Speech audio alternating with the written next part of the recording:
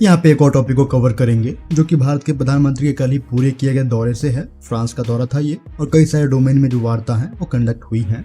Defence को लेकर हम ऑलरेडी बात कर चुके हैं। यहाँ पे हम बात करेंगे सिविल न्यूक्लियर रिएक्टर के बारे में, और कुछ मंथ पहले जो टॉपिक्स हैं वो डिस्कस किए जा रहे थे प्रेजेंटेशंस में। तो वहाँ पे जो एक न्यूक्लियर टर्म है वो हमने व्हाइट बोर्ड पे देखा था, और उसको लेकर ऑलरेडी हम बात कर चुके थे कि जो क्लैरिफिकेशन है उस न्यूक्लियर टर्म का वो वहाँ पे नहीं था। तो नेवल न्यूक्लियर रिएक्टर हो सकता था, या फिर जो सिविल न्यूक्लियर रिएक्टर है पावर प्रोडक्शन के लिए उसकी पॉसिबिलिटी भी थी। तो ये जो चीज है यहाँ पे क्लियर हो चुकी है कि जो कोऑपरेशन है वो सिविल न्यूक्लियर रिएक्टर के रूप में दिखेगा पावर प्रोडक्शन के लिए। स्पेशली जो कि यूनिक टेक्निक है स्मॉल मॉड्यूलर रिएक्टर की, वो यहाँ पे ट्रांसफर होने वाली है। अगर स्मॉल मॉड्यूलर रिएक्टर की बात करेंगे, जिसको SMRs भी कहते हैं, और इनसे बने जो पावर प्लांट होंगे वो कन्वेंशनल न्यूक्लियर रिएक्टर और उससे बने जो पावर प्लांट है उनसे छोटे होते हैं, और जो पावर कैपेसिटी है वो 300 मेगावाट तक जा सकती है एक यूनिट की। अगर SMR की बात करोगे तो यहाँ पे जो स्मॉल होगा वो इसका साइज फ्रैक्शन है जो कि स्मॉल रहने वाला है। मॉड्यूलर की बात करोगे तो जो इसके वेरियस कंपोनेंट है उनको आप प्री असेंबल करके साइट पे ला सकते हो, लोकेशन पे ला सकते हो इंस्टॉल करने के लिए, और फ्यूचर में कोई इशू आता है तो जो उनका रिप्लेसमेंट है वो आसानी से किया जा सकता है। यहाँ पे जो रिएक्टर है वो फिशन एनर्जी का इस्तेमाल करेगा, एटम्स को ब्रेक करके जो हीट है वो जनरेट करेगा।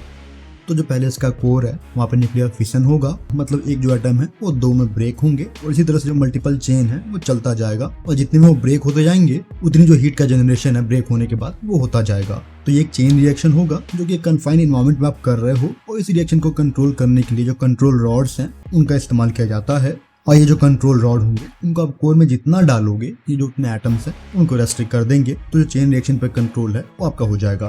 तो यहाँ पे भी कंट्रोल रॉड का इस्तेमाल किया जाता है, और एक बार जो कोर में हीट जनरेट हो रही है तो उस कोर के अराउंड जो एक कूलेंट है, आमतौर पर जो वाटर का इस्तेमाल है वो किया जाता है। तो ये जो वाटर होंगे वो कोर में जाके वहाँ पर जो हीट जनरेट हो रही थी एटम के ब्रेक होने से, उस हीट को पिक कर लेगा, और उस हीट को पिक करने के बाद जो कूलेंट पंप है वो उस हॉट वाटर को स्टीम जनरेटर के अराउंड सर्कुलेट कर देगा, जिससे कि उस सेक्शन में, उस पाइप में जो हीट ट्रांसफर है अंदर वाले कूलेंट के वाटर से वो हीट ट्रांसफर हो जाएगा, और हीट ट्रांसफर होने के बाद एक सर्टेन लिमिट पे जो बॉइलिंग पॉइंट है वो अचीव करेगा। तब जो स्टीम जनरेशन है वो आपको दिखेगा, और उस स्टीम का जो इस्तेमाल है वो आप टरबाइन को घुमाने में कर लोगे पावर जनरेशन के लिए। तो जो कूलेंट है वाटर है जो कि रिएक्टर कोर से जुड़ा हुआ है, उसको प्रेशर पे रखा जाता है ताकि वो बॉइलिंग पॉइंट को अचीव ना कर पाए। जो बॉइलिंग पॉइंट का अचीव होना है वो हमें हीट ट्रांसफर के टाइम पे करना है स्टीम जनरेशन के लिए। तो जो कूलेंट है वो कभी अपने बॉइलिंग पॉइंट को अचीव नहीं करेगा। तो इस तरह से जो इस्तेमाल है वो इन SMR का किया जाएगा। अगर एडवांटेज की बात करोगे तो जो डिजाइन है वो काफी स्मॉलर है, तो कहीं ना कहीं जो फुटप्रिंट होगा वो कम रहेगा, और एक छोटे से लोकेशन पे भी आप इसको ले जाके एस्टेब्लिश कर सकते हो, इंस्टॉल कर सकते हो, जहाँ पे कोई जो बड़ा प्लांट है वो लगाया नहीं जा सकता।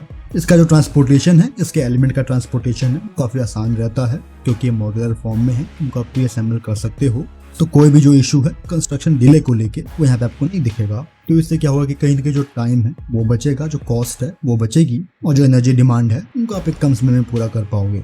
यहाँ पे जो ह्यूमन इंटरवेंशन की रिक्वायरमेंट है वो काफी कम पड़ती है। जो सेफ्टी फीचर है वो आपको SMR में अच्छे दिखेंगे, और मुख्यतः ये इसलिए भी है क्योंकि यहाँ पे जो सिस्टम का इस्तेमाल किया जा रहा है वो ज्यादातर पैसिव सिस्टम है, जो कि नेचुरल सर्कुलेशन का इस्तेमाल करते हैं, कन्वेंशनल ग्रेविटी का इस्तेमाल करते हैं। यहाँ पे जो अगला एडवांटेज है वो रिफ्यूलिंग पॉइंट ऑफ व्यू से भी है। यहाँ पे जो रिफ्यूलिंग की रिक्वायरमेंट होगी वो 3 से 7 ईयर के बाद होती है, जो कि कन्वेंशनली हर 2 साल में आपको देखने को मिलता है जनरल न्यूक्लियर रिएक्टर्स में।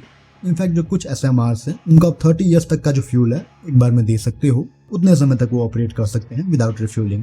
तो टेक्निकली आप कह सकते हो कि जो एक सस्टेनेबल डेवलपमेंट का एरिया है वहाँ पे इसको सर्कल इन किया जा सकता है। तो यहाँ पे जो प्रॉब्लम रिएक्टर रहेगा वो जूल्स हॉरिविज रिएक्टर रहेगा, और इसमें जो प्रोपेलेंट का इस्तेमाल होता है वो वाटर का किया जाता है। तो ये फ्रांस का अपना कंस्ट्रक्शन रहेगा, और होपफुली इसी के सक्सेसर के रूप में जो नेवल न्यूक्लियर रिएक्टर है उस पर भारत जो टॉप्स है वो करे, क्योंकि एक ऐसा नेवल न्यूक्लियर रिएक्टर जहाँ पे जो फ्यूल एनरिचमेंट की रिक्वायरमेंट है वो कम पड़ती हो, वो हाईली एनरिच ना हो, तो वैसा जो रिएक्टर है वो फ्रांस ने क्रैक किया हुआ है। उस पर अगर कोई कोऑपरेशन मिलता है तो डिफेंस पॉइंट ऑफ व्यू से क्रूशियल डेवलपमेंट होगा। फिलहाल इस वीडियो में इतना ही। जय हिंद।